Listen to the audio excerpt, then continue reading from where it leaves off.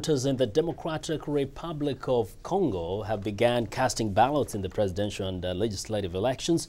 This is only the second multi-party poll since the Central African nation was torn apart by two wars following independence. Violence and accusations of fraud have marred the vote. At least 2 people are reported killed in pre-election violence in the poll that President Joseph Kabila is widely expected to win. VOA correspondent Scott Stearns has more from Kinshasa.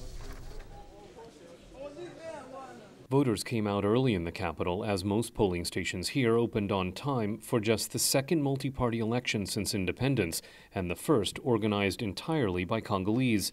Voters checked their names against electoral lists before choosing among more than 18,000 candidates for the National Assembly and 11 presidential candidates, including incumbent leader Joseph Kabila.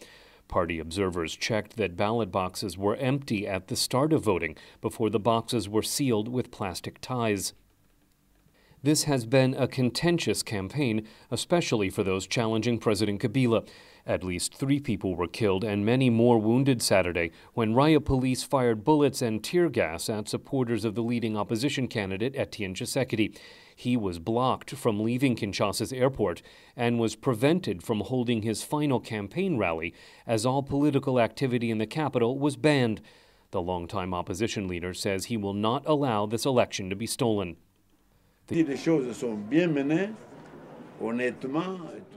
things go well with no cheating, if Kabila wins and I lose, I'll be the first one to surrender to the people's decision. But if there is evidence that the electoral process was not fair, I will call on the Congolese people to take their responsibilities. The European Union, United Nations, and United States are all calling for restraint in a country where 2 civil wars killed millions of people, many from starvation and disease.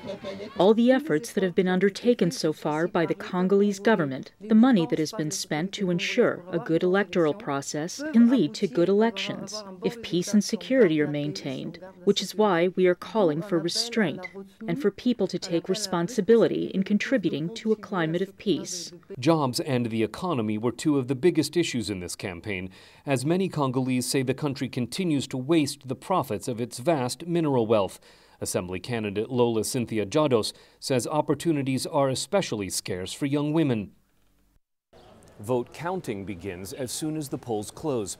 Each party representative at each polling station will receive a copy of the vote totals before that document is scanned and sent electronically to Electoral Commission headquarters to help prevent fraud. That was Scott Stearns reporting from Kinshasa.